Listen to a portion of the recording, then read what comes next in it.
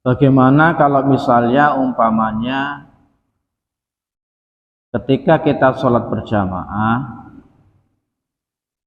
shaf yang di depan tiba-tiba keluar dari barisan, mungkin karena buang air besar, buang air kecil, atau ada hajat yang tidak bisa tidak harus keluar dari barisan, maka dia keluar dari barisan. Bagaimana alternatifnya? Kalau misalnya barisan, ada sebagian barisan depan yang keluar, maka alternatif pertama yang terbaik adalah barisan belakangnya masuk, jangan sampai kosong. Jadi barisan itu jangan sampai kosong sampai akhir sholat. Usahakan ketika keadaan berdiri, maka barisan belakang masuk. Umpamanya misalnya seorang jamaah keluar, tapi imam sudah ruku misalnya, ya biarkan dulu ruku sampai sujud. Nanti kalau sudah berdiri, imamnya baru, yang depan, yang belakang itu masuk. Tapi jangan nuli-nuli. Jangan terus-terusan melangkahnya, satu kali dulu. Karena kalau gerakan 3 kali dalam sholat itu membatalkan. Misalnya kan depan kosong, saya di belakangnya, maka gerakan pertama harus satu begini. Ya. Ini sudah 2 gerakan. Karena gerakan di luar sholat itu kalau 3 kali berturut-turut membatalkan sholat. Ini kan termasuk gerakan di luar sholat. Maksudnya gerakan bukan gerakan sholat. Gerakan sholat itu seperti takbir. Itu gerakan sholat. Kalau melangkah ini bukan gerakan sholat. Gerakan yang bukan sholat. Maka harusnya 2 kali dulu. Melangkah 2 kali, misalnya masih belum lurus depannya, melangkah lagi 2 kali. Nah, gitu. Caranya begitu. Jadi jangan begini. Jangan. Jangan langsung. Itu nanti 3 kali berturut-turut namanya. Nanti membatalkan sholatnya dulu. Karena itu yang terbaik. Yang kedua, misalnya belakangnya belum paham, ya berarti sampingnya. Misalnya kalau misalnya kosong sebelah kanannya imam, berarti sebelah kanannya mepet ke sini, ya mepet ke kiri. Berarti ya, ini saja. Jadi ini mepet lagi. Kalau sebelah yang mepet, takutnya semua mepet, bergerak semua. Tapi kalau dari belakang kan nggak terlalu kelihatan geraknya. Tapi memang gerak satu, ya semua harus ikut gerak. Kalau yang sebelah kiri ya berarti ke kanan berarti. Gitu ya. Jadi 2 kali dulu, kalau misalnya belum sampai, langkah lagi 2 kali.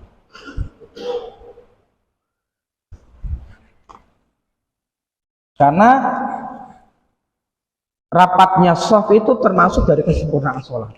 Makanya imam kan selalu memperingatkan kalau sebelum sholat, sawu sufufakum, luruskan barisan. Dan bahasa Indonesia luruskan barisan, karena lurusnya barisan termasuk dari sempurnanya sholat. Jangan sampai barisan ada yang lowong atau lobang, dimasukin setan. Karena setan itu masuk di antara kita orang-orang sholat, mengganggu. Kalau sampai antara sholat dan sholat itu ada renggang, bisa dimasukin orang, setan bisa di situ mengganggu kita. Tapi kalau kita rapat, insya Allah setan tidak bisa mengganggu. Keusyuan akan terjaga. Itu yang pertama. Yang kedua, kalau kita sholat berjamaah, ketika imamnya itu sedang membaca Fatihah atau suratan, usahakan kita jamaah itu mendengarkan. Tidak boleh membaca surat sendiri. Misalnya mentang-mentang kita yang makmum hafal Quran, kita baca terus imamnya, tidak boleh. Kan dalam Al-Quran, wa idza quri'al Quran, apabila dibacakan Quran kepadamu, fastami'u lahu wa ansitu, dengarkan. Kalau makmum itu, kalau mazhabnya Imam Syafi'i cuma cukup Fatihah saja. Karena Imam Syafi'i berpendapat la sholata liman la yaqra'ul Fatihah bi Fatihatil kitab. Jadi tidak sah orang yang sholat tidak membaca Fatihah. Berarti kalau misalnya imamnya sudah selesai amin, ya kita buru-buru baca Fatihah sendiri. Kalau sudah baca Fatihah sudah, jangan baca suratan. Kita dengarkan imam membaca suratan. Jadi kalau kita sholat sendiri ya kita baca suratan. Tapi kalau kita jamaah tidak usah. Tapi kalau imam selain Syafi'i malah tidak baca Fatihah tidak apa-apa. Kita khusus mendengarkan terus dari awal imam baca sampai akhir. Saking pentingnya mendengarkan bacaan imam. Jadi jangan fokus pada diri sendiri baca terus ayatnya sehingga tidak mendengarkan bacaan imam. Nanti ketika imam bacanya salah tidak ada yang membetulkan, ya kan? Jadi fokus mendengarkan, ketika imam nanti salah kan bisa dibetulkan kalau misalnya ada yang hafal. Namanya imam juga manusia, pasti ada lupanya. Begitu ya masalah dua sholat itu. Nanti kalau ada masalah lagi bisa ditanyakan, nanti saya terangkan di ahad depan. Bismillahirrahmanirrahim. Kitabul Janayat, kita menjelaskan tentang jinayat. Jinayat itu produk hukum yang dihasilkan adalah kisos dan dia.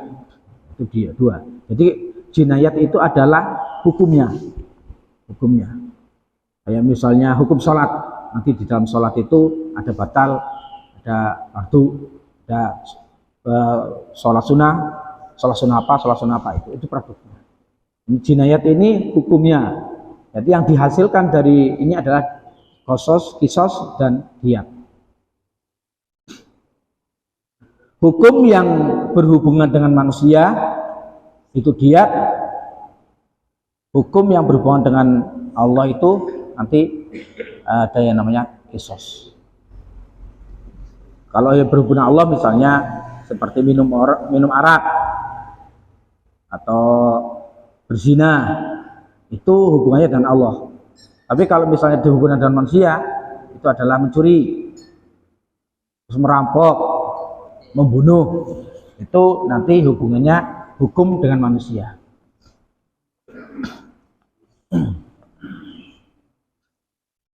Kalau hubungan dengan Allah, hukumnya itu masih bisa diampuni. Pengampunannya itu masih bisa 90% kalau kita mau bertobat.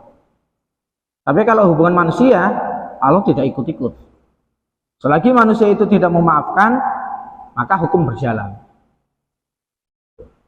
Makanya di dalam hadis yang lain dikatakan,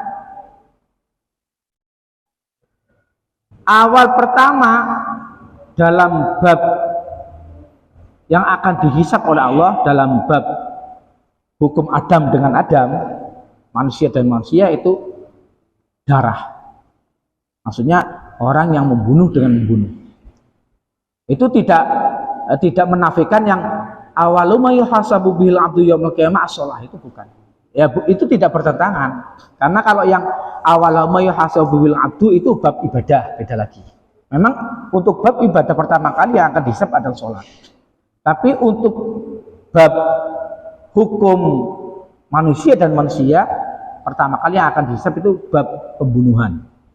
Itu yang pertama kali. Orang yang pertama kali akan mengajukan banding kepada Allah di dalam bab ini adalah sahabat Ali. Karena Ali itu salah satu sahabat yang dibunuh. Dia akan mengajukan banding tentang orang yang membunuh beliau.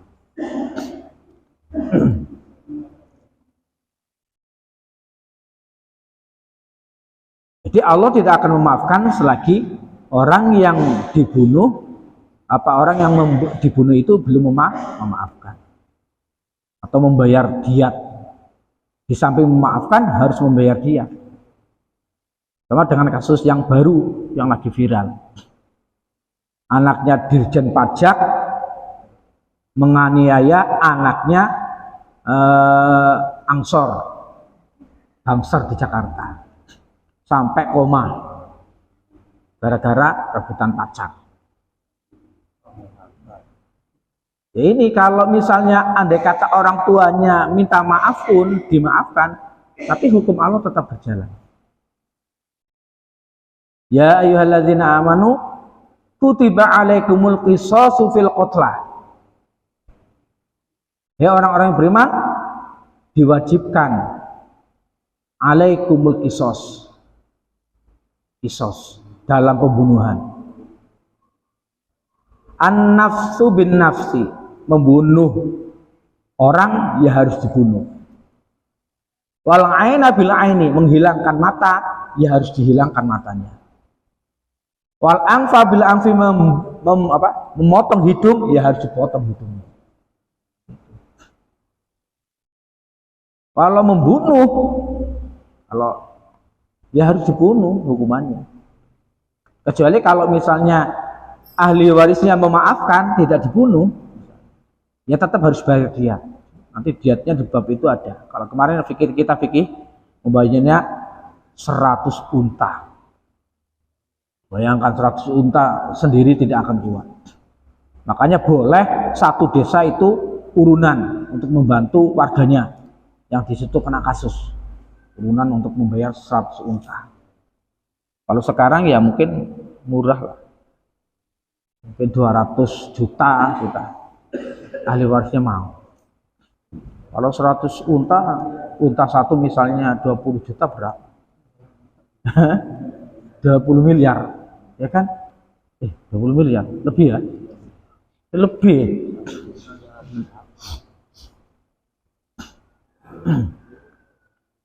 Makanya kalau di dalam Al-Quran itu barang siapa yang membunuh manusia satu, bagaikan dia membunuh semua manusia. Ya, karena memang harus dijaga jiwa-jiwa yang tidak bersalah. Kalau orang memberi contoh ini, nanti orang banyak. Kalau sekarang kasus ini banyak sekali orang bunuh-bunuhan. Kayak nyawanya ayam, begitu ringan sekali orang bunuh. Kan? Makanya tanda-tanda kiamat adalah orang saling membunuh. Sudah marak orang membunuh orang tanpa bersalah. Bismillahirrahmanirrahim. An Ibnu Mas'ud radhiyallahu anhu qala Rasulullah sallallahu la yahillu damu mri'in muslimin yashhadu an la ilaha illallah wa anna Muhammadur Rasulullah wa anni Rasulullah illa bi ihdas salasin as-sayyibiz zani wan nafsi bin nafsi wa tariki lidinihi al-mufariqu lil jamaah muttafaqun alaih. Diriwayatkan dari Ibnu Mas'ud, semoga Allah meridhoinya, dia berkata Rasulullah bersabda, tidak halal darahnya orang Islam yang sudah membaca syahadat untuk dialirkan. Jadi tidak halal darahnya orang Islam yang sudah membaca syahadat, artinya sudah masuk Islam, untuk dialirkan tanpa sebab, kecuali 3 orang yang boleh dialirkan darahnya walaupun dia syahadat, istilahnya begitu. Yang pertama, siapa orang yang boleh dialirkan darahnya? Pertama, as-sayyibuz zani, orang yang sudah punya istri tapi berzina. Hukumannya kan harus ranjam di dalam Islam. Hukumannya ranjam. Artinya hukum ranjam itu kan membunuh. Berarti boleh. Orang yang sudah punya istri atau suami kok berzina, maka hukumannya ranjam. Ranjam itu adalah dilempar batu sampai meninggal dunia. Itu boleh dengan hukum membunuh.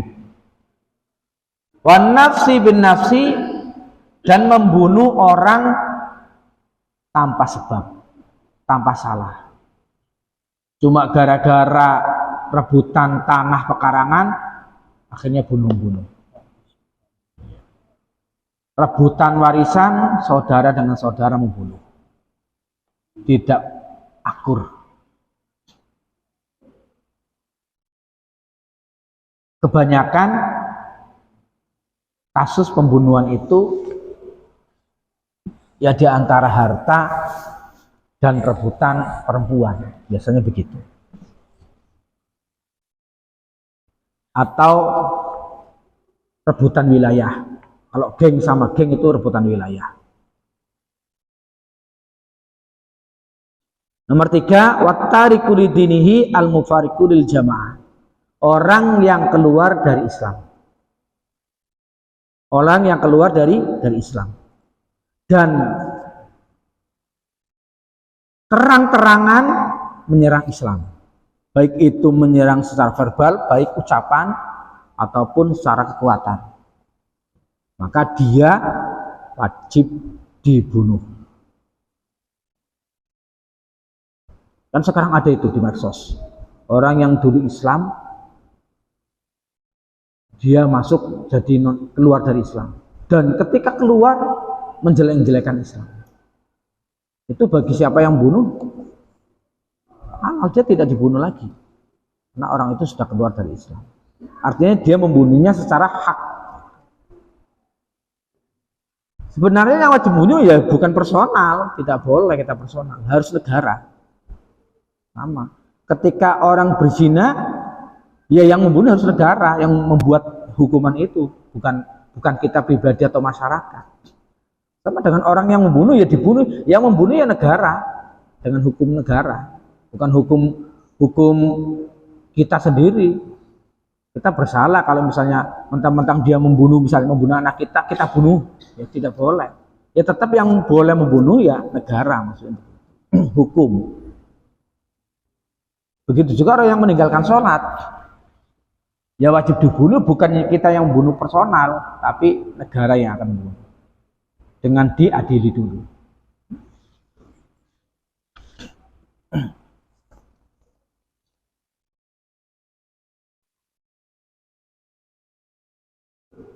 Ada yang mengatakan al-mufariqu lil jamaah, ya jamaahnya dia, jamaah Islamnya meninggalkan jamaah. Walaupun ada sebagian ulama yang menafsirkan ya jamaah itu maksudnya jamaahnya, misalnya kayak jamaah ikut Muhammadiyah, ya keluar dari Muhammadiyah dari NU misalnya. Dia Hidayatullah, keluar dari Hidayatullah misalnya. Ada sebagian ulama yang berpendapat begitu. Tapi yang paling masyhur ya maksudnya jamaah itu ya jamaah masuk keluar dari Islam dan terang-terangan. Tapi kalau misalnya keluar dari Islam, dia tidak terang-terangan memusuhi Islam, ya ada masih pendapat yang berbeda. Yang dimaksud di sini adalah ketika dia umpamanya keluar dari Islam, merampok, terus mencuri, pokoknya membuat gaduh dunia, membuat kerusakan di muka bumi. Wala tufsidu fil ardi, jangan membuat kerusakan di atas bumi. Ya kerusakan itu banyak. Membuat tidak nyaman tetangga itu ya kerusakan. Pokoknya membuat masyarakat tidak nyaman itu ya kerusakan. Membuat tidak aman masyarakat itu ya membuat kerusakan.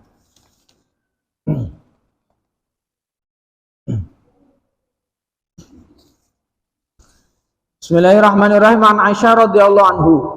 Wa an Aisyah radhiyallahu anha qala an Rasulullah sallallahu alaihi wasallam qala la yahillu qatlu muslimin illa bi ihda salasi khisalin. Zanin muhsanin fayurjamu. Wa rajulun yuqtalu musliman muta'ammidan fayuqtalu. Wa rajulun yakhruju minal Islam fayuharibullah wa rasulahu fayuqtalu.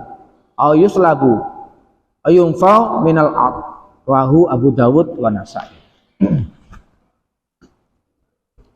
Diriwayatkan dari Aisyah, dia berkata Rasulullah SAW bersabda, tidak halal membunuh orang Islam kecuali ada 3 kasus perkara.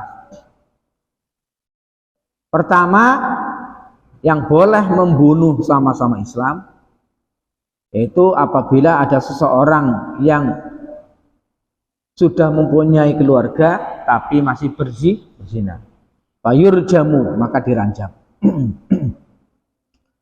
Wa rajulun yaqtul musliman, ada orang laki-laki membunuh orang Islam, maka dia yuktalu, dibunuh juga.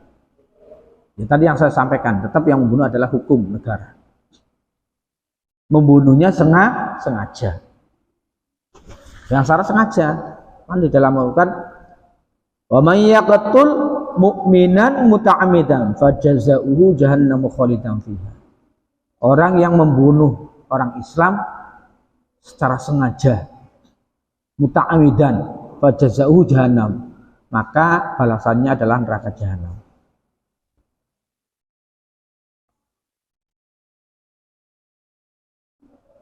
Mungkin yang dikatakan neraka jahanam apabila dia belum dihukum di dunia.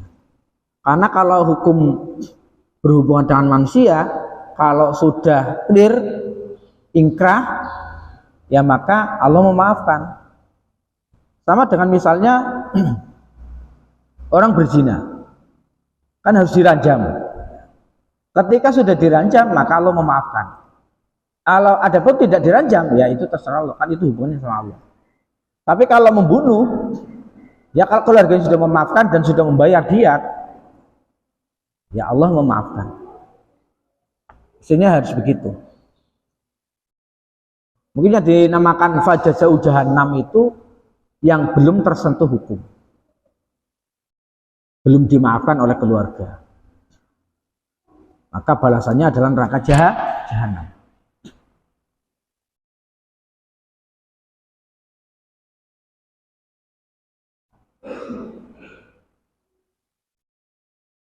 Ayuslabu ayunfau min ad.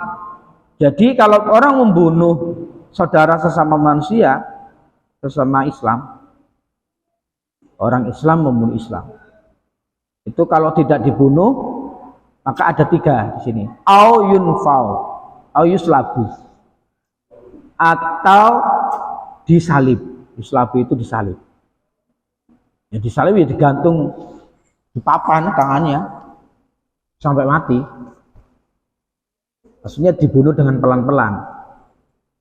Jadi tidak langsung dibunuh, dihukum bunuh langsung ditembak atau dipancung, tidak, tapi disalib dulu dan dibiarkan hidup sampai meninggal pelan-pelan. Ini melanggar HAM, memang secara zahir melanggar HAM, tapi secara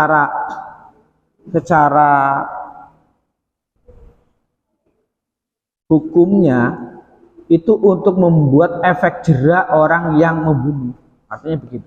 Ketika ada orang dihukum salib, dia tidak dibunuh tapi mati pelan-pelan dan ditaruh di lapangan, semua orang melihat, itu sebagai efek jera. Ini loh, orang kalau membunuh begini hukumannya. Jadi orang jadi takut membunuh. Tapi kalau misalnya orang membunuh juga cuma hukumannya di penjara berapa tahun, ya besok keluar lagi ya pasti kumat lagi, karena tidak ada efek jera. Yang terakhir ini yumfau mil'at, dia di penjara dan dibuang yang jauh. Kalau zaman VOC dulu, zaman Belanda kan, pendekar-pendekar kita, pahlawan-pahlawan kita yang di Jawa ketangkap dibuang ke Sulawesi. Pendekar Sulawesi yang memberontak kepada Belanda ditangkap, dibuang ke Jawa. Itu dibuang dan diasingkan. Itu sama dengan ini, au yungfau minal ab, atau diasingkan. Orang yang kasusnya membunuh, apabila dia tidak dihukum mati atau tidak disalib, maka hukuman terakhirnya adalah dibuang dan diasingkan dari tanah kelahirannya. Itu yang paling ringan kalau dibuang.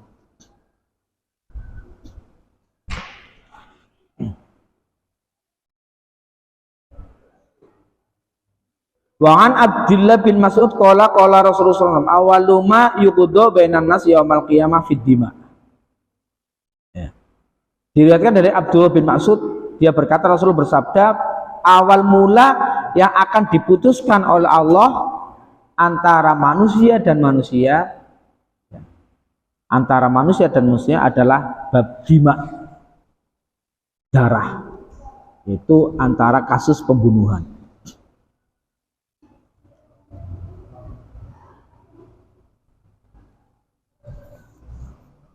Karena Allah sangat melarang sekali, sudah jelas-jelas di dalam Quran. Wa may yaqtul mu'minan muta'ammidan fajazauhu jahannam. Karena memang kasus pertama pembunuhan kan antara Kabil dan Habil. Itu contoh pembunuhan pertama.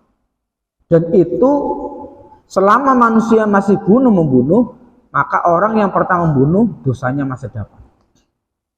Di dalam hadis kan, man sanna sunatan hasanatan falahu ajruhu wa ajru man amila biha. Barang siapa yang membuat contoh kebaikan, maka baginya pahala orang yang melakukan. Begitu juga sebaliknya, barang siapa yang membuat contoh kejelekan, maka baginya dosa dan dosa orang-orang yang melakukannya. Ini adalah dosa orang yang melakukan pertama, dan sampai sekarang masih banyak pembunuhan. Artinya dosanya itu dapat walaupun dia sudah meninggal dunia.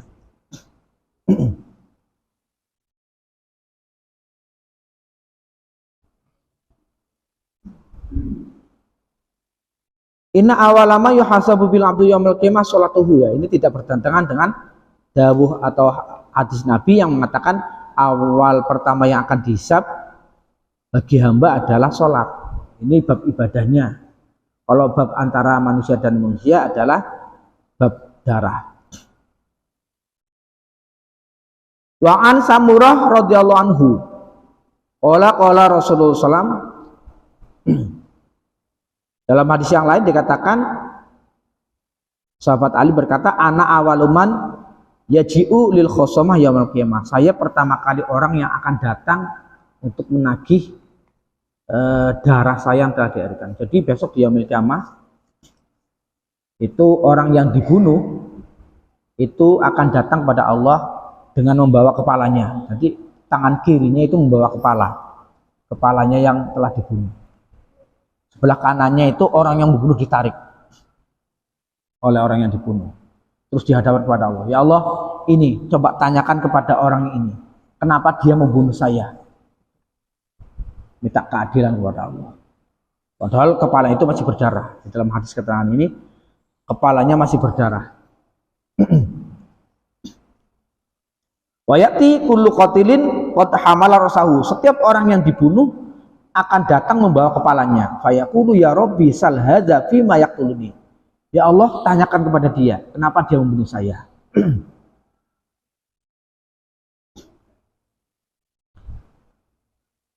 Selain sahabat Ali, teman-temannya sahabat Ali juga banyak, termasuk Hamzah. Nah, Hamzah termasuk juga, dia akan menuntut orang yang membunuh dia. Wa Ubaidah, wa Atabah, Asy'bah, banyak ini. Banyak yang termasuk orang-orang yang sahabat yang mati dalam perang Badar. Meminta keadilan kepada Allah ketika di dunia tidak bisa mendapat keadilan. Kan kita hidup di dunia ini kan ya, kita hidup itu masih banyak fasenya jalannya kita gambarkan begini. Kita kalau di dalam kehidupan ini baru seperempatnya lah. Pertama kita kan ada di alam ruh, ya, di dalam alam ruh. Kita di alam ruh mungkin ribuan tahun. Terus kita masuk ke alam rahim 9 bulan. Baru kita sekarang di alam dunia. Baru 3 alam kita ya, baru 3 alam. Di alam dunia paling lama berapa? 60 lah, 63, 65, 70 lah, paling banyak itu 70.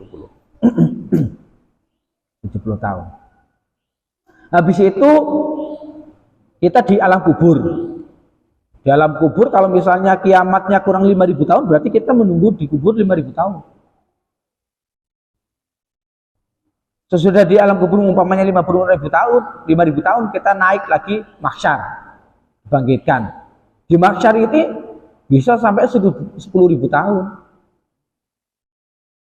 Kan di mahsyar itu kan dikumpulkan dari zaman Nabi Adam dan kiamat. Aisyah berkata, ya Rasulullah, bagaimana keadaan kita di mahsyar? Oh, semua orang telanjang. Oh, Aisyah langsung, ya kita malu telanjang. Dia tidak. Orang di pasar itu tidak sempat lihat punya temannya. Ya tidak punya muka apa, tidak ada. Tidak ada. Iya. Karena apa? Ya karena semua orang memikirkan diri sendiri. Saya gambarkan begini saja. Kalau kita misalnya umpamanya jam 5 lah, kan kita bangun pagi jam 5. Semua akan siap-siap ke masjid. Kita masuk ke WC dulu, kamar mandi lah, untuk bersih-bersih dan wudhu. Ketika masuk kamar mandi, gempa bumi, 7 skala Richter. Saking paniknya, semua keluar. Kita juga keluar, masih gempa. Ketika gempa reda, kita baru sadar ternyata kita tidak pakai apa-apa, gitu kan? Itu artinya ketika kita panik, kita tidak memikirkan siapa-siapa. Bahkan diri sendiri pun kita tidak memikirkan. Begitu juga besok di mahsyar, kita tidak sempat kalau mikir-mikir begitu tidak sempat. Bahkan anak lupa pada orang tua lupa pada anak, kakak lupa sama adik, kita lupa sama saudara. Apalagi kalau tidak kenal, yang kenal saja lupa. Ketemu pun dia tidak menyapa karena memikirkan diri sendiri. Di dalam hadis kan dikatakan saking lamanya, saking bosannya manusia mendatangi Nabi Adam. Coba Mbah Adam, sampean kan awal manusia, bapaknya para manusia. Coba minta sama Allah, kita segerakanlah, tidak usah di mahsyar lama-lama begini, capek. Nabi Adam yang mengatakan, saya tidak bisa, saya malu. Saya dulu pernah berdosa kepada Allah, makan buah khuldi, makanya saya malu. Sampai semua Nabi dimintai semua, tidak ada yang sanggup kecuali Nabi Muhammad. Makanya syafaat pertama Nabi Muhammad adalah memutuskan mahsyar. Selesai di mahsyar terus langsung. Sudah mahsyar ada lagi belum selesai, hisab. Hisab itu ya semua amal manusia itu dihitung, mulai dari dia balik, sunat, mimpi basah, sampai dia meninggal dunia dihitung 1 detik. Faman ya'mal misqala dzarratin khairan yarah. Kalau dia beramal 1 biji sawi pun kebaikan akan dia lihat. Faman ya'mal misqala dzarratin syarran yarah. Sebiji sawi kejelekan pun akan dilihatnya. Dipasanglah kayak di bioskop layar lebar, diperlihatkan, jeng, hari ini tanggal si ini melakukan ini, dilihatkan, semua orang lihat, ya, malu lah. Itu satu-satu semua. Ya, kalau misalnya orangnya 5 miliar yang dihisab dari mulai dia balik sampai mati, orang satu kira-kira berapa jam? Mungkin bukan jam, mungkin tahunan ya. Dia hidupnya lebih dari 1 tahun, ya kan? Setiap detiknya dihisab. Ya berarti kalau orang satu 63 tahun, kalau dia umurnya 63 tahun. Kali 5 miliar. Berapa tahun itu? Ya pokoknya nggak hitungan lah pokoknya. Selesai itu baru masuk lagi mizan. Mizan itu adalah timbangan di mana amal baik kita yang dicatat oleh Raqib dan atid yang amal jelek ditimbang bukunya. Ya bukunya dari mulai kita balik sampai meninggal dunia ditulis setiap saat, ini sedang baca Quran, ini sedang sholat, ini sedang ini sedang ini, ditulis semua. Ya mungkin kalau sehari segini ada mungkin bukunya kalau sehari loh ya. Kok setiap detik ditulis loh. Berarti kalau kita sampai meninggal dunia ya mungkin 1 masjid nih ya, bukunya 1 masjid mungkin timbang setiap orang. Jadi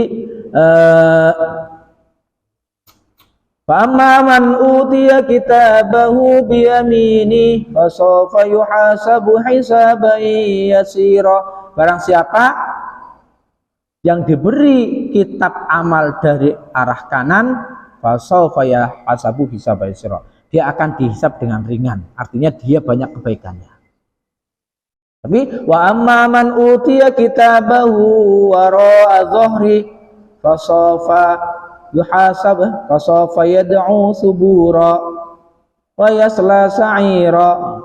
Ketika orang diberi catatan amal dari belakang atau sebelah kiri, maka alamat dia celaka.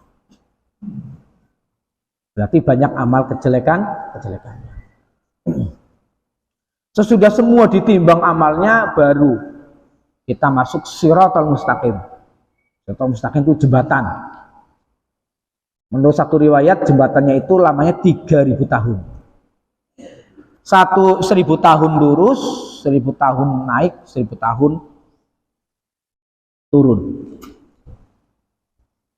Ya, itu penentuan Shiratal Mustaqim, itu penentuan. Karena di bawahnya Shiratal Mustaqim itu neraka jahanam. Neraka jahanam itu neraka yang paling tinggi, yang paling ujung atas.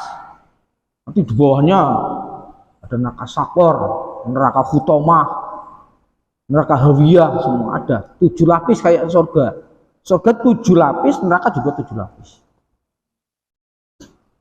Suatu ketika sahabat dan Rasulullah itu berjalan.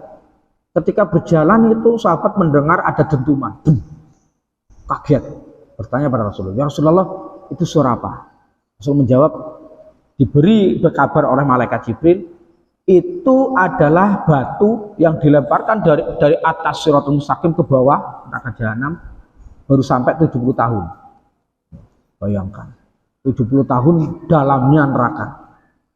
Ya mustahil lah kalau orang bisa naik ke atas lewat dinding-dindingnya, belum sampai mungkin diselentik oleh malaikat oleh malaikat Malik, jatuh lagi, naik lagi, selentik lagi, jatuh lagi, gitu kan, nggak sampai-sampai. Batu saja 70 tahun baru sampai. Ada yang lewat Shiratal Mustaqim itu seperti orang ngesot, tergantung amalnya. Ngesot lama sekali nggak sampai-sampai. Ada yang merangkak, ada yang baru menitih, ya, baru masuk sirat sudah jatuh, ya ada. Ya kayak kalau game skit jam game apa itu kalau anak-anak itu kan begitu. Jadi semua orang itu mengikuti alur gamenya. Nanti ada yang gugur tengah jalan, ya begitu kayak Shiratal Mustaqim. Kalau amalnya sedikit gugur, bakar dulu. Ya kalau misalnya yang tidak beriman kepada Allah, ya langsung baru naik ya sudah jatuh. Kalau yang orang Islam, ya mungkin orang Islam banyak dosanya, di tengah-tengah baru jatuh. Kan harus dibakar dulu, dibersihkan dulu dosanya. Ada yang lewat itu kayak orang berjalan, ada yang kayak orang berlari, ada kayak bahkan ada yang seperti kilat menyambar, sampai. Ya kalau kita malam hari gelap gulita, kita bawa senter, kita hidupan senternya kan sinarnya langsung sampai sana, ya kan, cepat sekali, melebihi suara. Begitu juga ada orang yang melewati Shiratal Mustaqim 3000 tahun itu tidak sampai 1 detik, ya 1 detik kan sampai. Siapa orang itu? Ya orang itu yang salah satunya orang yang menjaga sholat jamaah 5 waktu. Karena keutamaan sholat jamaah 5 waktu itu diantaranya masuk surga tanpa hisab tadi, tidak dihisab lagi, kan ringan.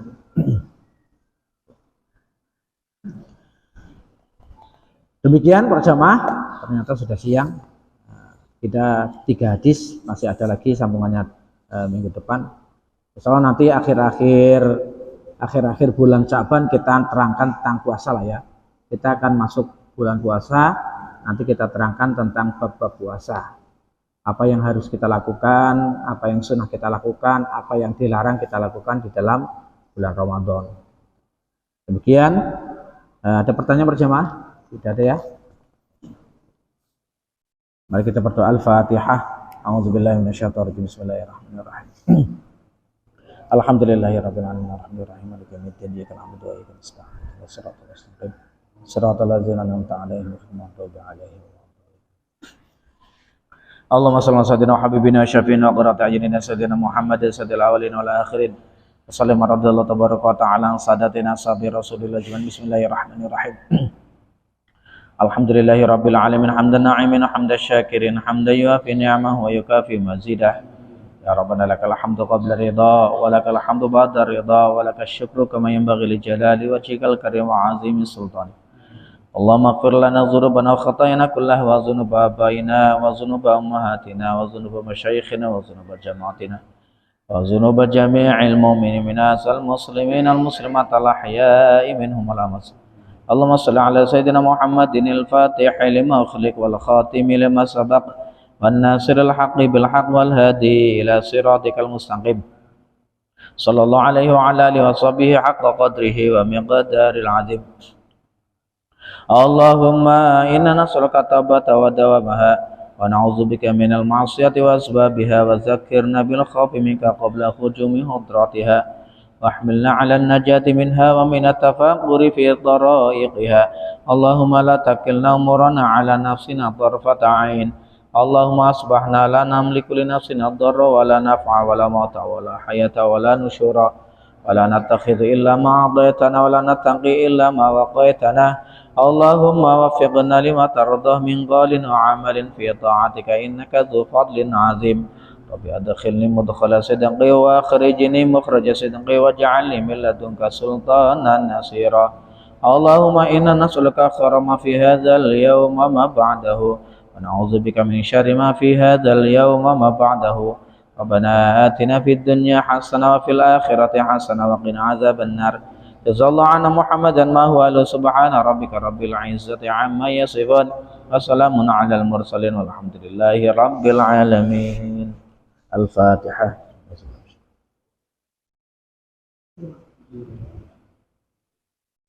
Assalamualaikum warahmatullahi wabarakatuh.